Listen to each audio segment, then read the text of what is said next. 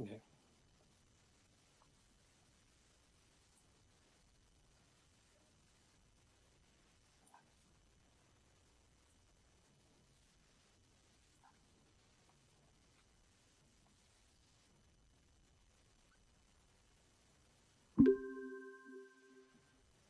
Okay, in 5, 4, 3, 2.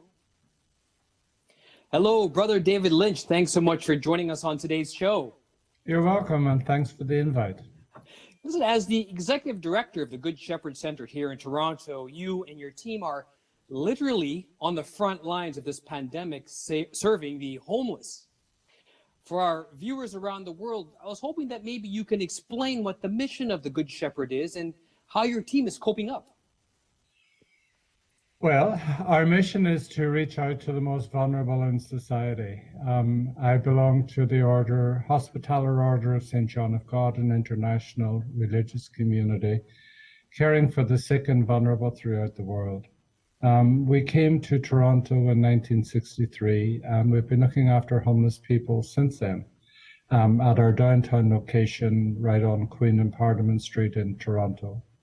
And our mission is very clear. Human life is sacred in all its forms, in all its stages, and in every condition.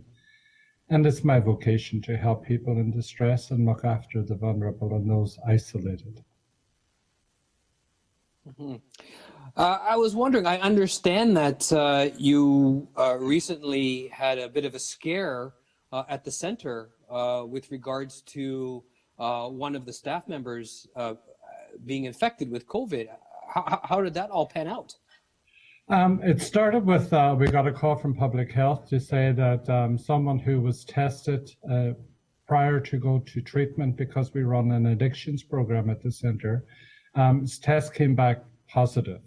Okay. He was asymptomatic, which is worrying. It's easier to detect it's easier to know what's happening and all the contacts of an individual when they're showing some signs of infection, either a fever or a cough, etc.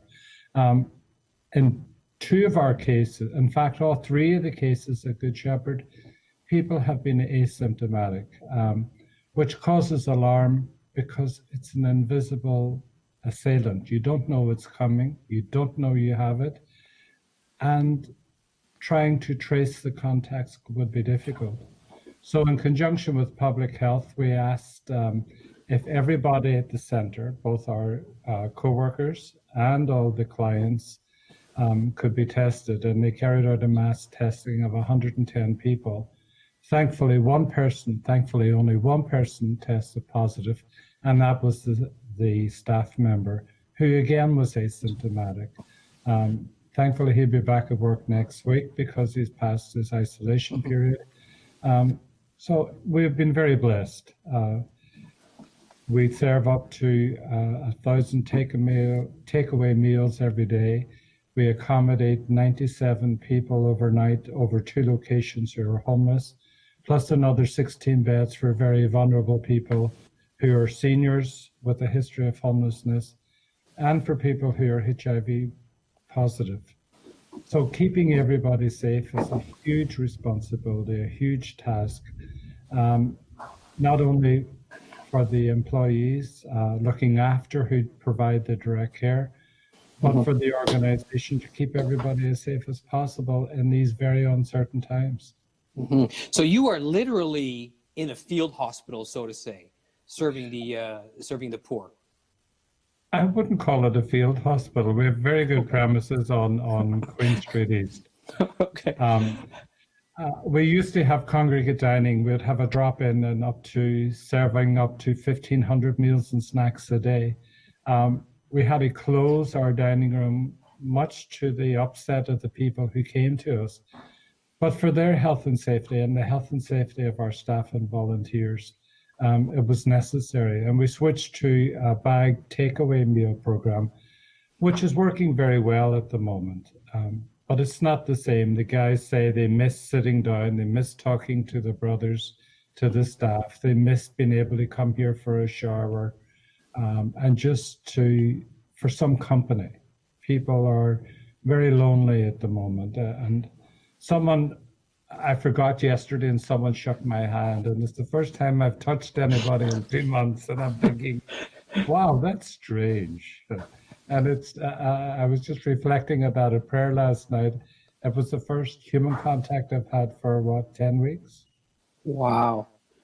Wow. Well, we're sort of on the right side of the curve. Is there any word on when the Good Shepherd Center might open up again in its full capacity, serving the homeless? Well, we never closed our beds. In fact, we worked with the city and took over a hotel not too far away from here. And we split up the men between the homeless services between the Queen Street site and the hotel site. That's working out very well because we needed to do that to create the physical distancing because some of our cubicles had bunk beds and it was very difficult to maintain the 6 feet required minimal distancing. We will not open our dining room until we are sure we can keep everyone safe. We will follow the directives of public health and our own common sense, really. It's been a challenge trying to remind the guys who use our services to maintain physical distance. We have hand sanitizers literally everywhere. Every time you turn a corner, there's a big sign saying sanitization station. And we remind everybody to wash their hands, but maintaining the physical distance. As I say, we live in community. We need human contact. We need support. We need encouragement. And when that's not available, it becomes a very lonely existence. Are there any inspiring stories that you've seen or heard of coming from the center that you can share with our viewers today? One of the things that struck me is the compassion and generosity of the people of Toronto. We put out an appeal.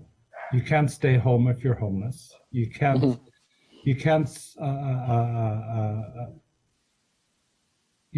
when you're homeless and you're so vulnerable and you're so marginalized, it's very difficult to get what you need, to keep your hands clean, to stay away from people, and just do the basic things of normal personal hygiene that we all take for granted every morning. And the people of Toronto really responded to our appeal for food and supplies, care packages with toothpaste and hair combs and toothbrushes, food coming in the front door and the back door on a daily basis, restaurants stepping up to the plate, making food for our staff and for our overnight guests. Even though we have a full-time kitchen, they've been flat out making sandwiches because creating or preparing 1,000 takeaway meals every day is a big feat. It was easier when we had a congregate dining room. We knew what was on the menu. We prepared the food. The volunteers came and helped us serve it. It's very different now. And one of the things that really impresses me, and I thank God for every day, is the generosity of people. For those who can't make sandwiches, they send donations. Just a simple phone call. We got a postcard in the mail. Thank you for remaining loyal to the homeless. And speaking of support and help, where can people go if they would like to make a donation or support the Good Shepherd Center? Well, our website's very current, goodshepherd.ca. Okay. Our Twitter feeds and our Instagram and our Facebook and whatever else that's out there, we're on it, spreading the message of the care for the homeless. Yeah. But the quickest and easiest way is goodshepherd.ca, SHEPHERD.ca. Okay. Brother David, we're running out of time, so thank you so much for the amazing work that you do, and and our prayers and thoughts are for you and all the folks at the Good Shepherd doing the work that you're doing. Thank you. It's a privilege. It sounds pious, and I don't mean to be a little pious. It's really a privilege to serve these people. They're very grateful for what little that we can do for them. And whenever they're having a bad day, it's encouraging. We're able to at least to respond to their immediate need in this time of crisis. Our work has curtailed considerably with the one-on-one and our outreach work, just to keep our staff safe, but what little we continue to do is well received. Thank you. Thank you so much, Brother David. Keep safe. Thank you, and you. God bless. Okay, you too. Bye-bye. Thank you. Bye-bye.